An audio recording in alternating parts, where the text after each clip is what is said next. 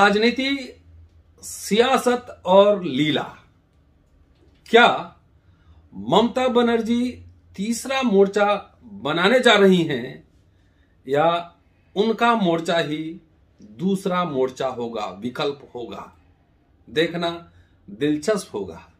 दोस्तों, रतन लाल बोल रहा हूं। काम की बात में आपका स्वागत है और पेश है अंबेडकरनामा।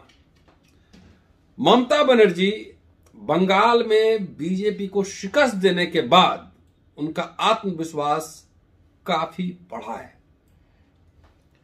पिछले हफ्ते दिल्ली में थी और दिल्ली में जब थी तो उनके पार्टी में कांग्रेस के पूर्व सांसद कीर्ति आजाद और अशोक तंवर वो शामिल हुए और जेडीयू नीतीश कुमार के नजदीकी जाने वाले पवन वर्मा की जो आईएफएस ऑफिसर भी रहे हैं और राज्यसभा के सांसद रहे हैं, उन्होंने भी टीएमसी ज्वाइन किया। इसके पहले मैं बता दूं कि यशवंत सिन्हा, जो कि बीजेपी के कद्दावर नेता रहे हैं और अटल बिहारी वाजपेयी गवर्नमेंट में फाइनेंस मिनिस्टर थे, वो पहले से ही ममता बनर्जी के साथ हैं और बीजेपी और नरेंद्र मोदी की अगुवाई वाली सरकार पर ताबड़तोड़ हमले बोल रहे हैं।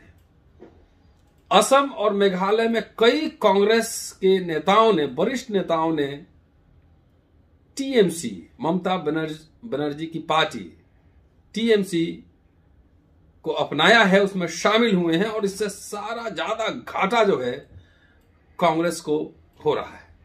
आज महाराष्ट्र में है और उनकी मुलाकात हुई है शरद पवार से और इस मुलाकात के बाद ममता बनर्जी ने बहुत बड़ा बयान दिया है और कहा है कि यूपीए अब कोई गठबंधन नहीं है। इसका मतलब कि अब ममता बनर्जी एक ताकतवर नेता, विपक्ष की एक ताकतवर नेता के रूप में उभर रही हैं और उनकी दिलचस्पी अब बंगाल की राजनीति से बाहर हटकर राष्ट्रीय राजनीति में सशक्त हस्तक्षेप करने की है। यही नहीं, ममता बनर्जी ने राहुल गांधी पर भी निशाना साधा है।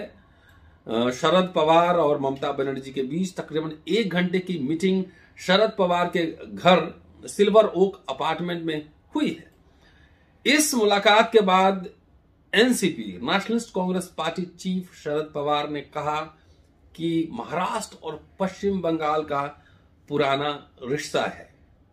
कल चीफ मिनिस्टर यहां आई और आदित्य ठाकरे और संजय राउत से उनकी मुलाकात हुई है और आज यहां पॉलिटिकल डिस्कशन के लिए आई हैं।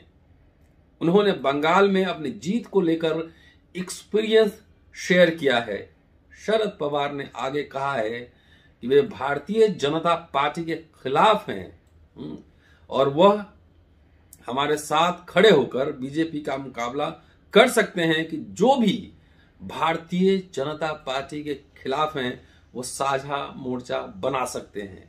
ममता बनर्जी लगातार देश के विभिन्न राज्यों के दौरे कर रही हैं। अगले साल 5 राज्यों में विधानसभा चुनाव है। उत्तर प्रदेश और पंजाब दिलचस्प है, महत्वपूर्ण है। उत्तर प्रदेश सबसे ज्यादा महत्वपूर्ण है क्योंकि वहां दांव पे है आरएसएस और बीजेपी की साख। उन्होंने कहा है, ममता बनर्जी ने आज, कि हम बीजेपी के खिलाफ स्ट्रांग ऑल्टरनेटिव फोर्स बनाने जा रहे हैं। शरद पवार एक सीनियर लीडर हैं और उनके साथ में पॉलिटिकल डिस्कशन करने के लिए यहां आई हूं। हम नरेंद्र मोदी के खिलाफ एक सक्षम विपक्ष तैयार करने जा रहे हैं।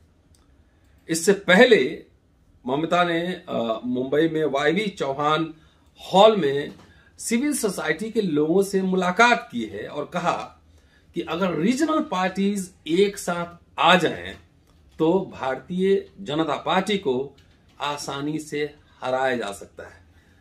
मतलब ये बात तो सही है कि भारतीय जनता पार्टी अगर मजबूत है तो रीजनल पार्टी के सहयोग से मजबूत है। अगर बिहार में जेडीयू को हटा दिया जाए तो बीजेपी वहां कुछ नहीं कर पाएगी।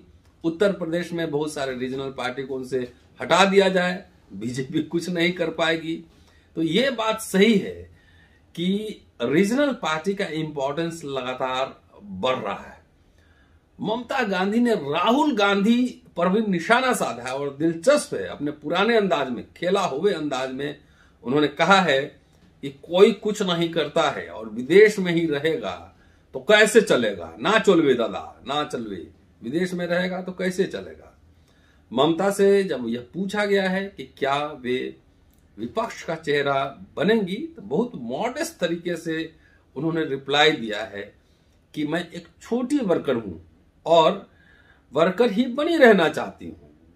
हालांकि उन्होंने कहा है कि जो खुद पर भरोसा करते हैं वही सब कुछ कर पाते हैं। ममता बनर्जी महाराष्ट्र के चीफ मिनिस्टर उद्धव ठाकरे से ही मिलना चाहती थी, उनसे मुलाकात करने वाली थी, लेकिन यह मुलाकात नहीं हो सकी क्योंकि उद्धव ठाकरे की तबीयत खराब है और अस्पताल में है। और शिवसेना ने अपने बयान में कहा है कि तबीयत खराब होने की वजह से ममता की मुलाकात राज्य के सीएम और शिवसेना प्रमुख उद्धव ठाकरे से नहीं हो पाई।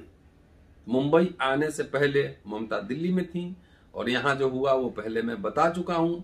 अब देखना दिलचस्प है कि अगर इसी तरह से ममता बनर्जी की गतिविधियां, सियासी गतिविधियां अगर जारी रहीं, लगातार वो दौरा करती रहीं, तो शायद यह संभव है कि बिहार और उत्तर प्रदेश के कई नेता भी ममता बनर्जी को राष्ट्रीय स्तर पर उनके नेतृत्व को स्वीकार करने के लिए तैयार हो सकते हैं। अगर मैं बिहार की बात करूं तो अगर नीतीश कुमार की दिलचस्पी लोकल पॉलिटिक्स यानी बिहार की पॉलिटिक्स में नहीं होगी तो संभव है, अगर वो राष्ट्रीय राजनीति में दिलचस्पी लेंगे तो संभव है कि बीजेपी का साथ छोड़ वो टीएमसी के गठबंधन में, शरद पवार हैं, पुराने सब दिग्गज नेता हैं, उनके साथ आ सकते हैं। बहरहाल इतिहास के छात्र होने के नाते मेरी एक नजर थी इस पे, दिलचस्पी थी कि क्या हो सकता है। सोनिया गांधी से ममता बनर्जी की मुलाकात होने वाली थी, वो मुलाकात नहीं हो पाई। सियासी गलियारों में कई तरह की अटकलें हैं, कुछ राजनेताओं से भी मैं मिलवाऊंगा इन मुद्दों पर, कुछ पत्रकारों से भी बात करूंगा कि देखना है कि आखिर ममता बनर्जी की इन मुलाकातों के और सियासी दौरों के क्या मायने होते हैं। अगर वो बीजेपी के खिलाफ एक सशक्त मोर्चा बनाने में तैयार हो जाती हैं तो प्राइम मिनिस्टर का दावेदार कौन? कहीं प्राइम मिनिस्टर पद के लिए ही आपस में तोड़फोड़ तो शुरू नहीं होगी। एजेंडा महत्वपूर्ण है, प्रधानमंत्री कौन ये गौण बात है, इसलिए एजेंडा पे बात हो, सभी विपक्षी दल साथ में आए और अपनी अपनी सियासी जो एक तरह का अंडरस्टैंडिंग है और जो स्टेटस है उसके साथ एक दूसरे से बातचीत का सिलसिला जारी रहना चाहिए। लोकशाही की यही खूबसूरती है। शुक्रिया, जय भीम। अगले एपिसोड में फिर मुलाकात होती है, तब तक आप देखते रहिए और शेयर करते रहिए। अम्बेडकर रामा। जय भीम।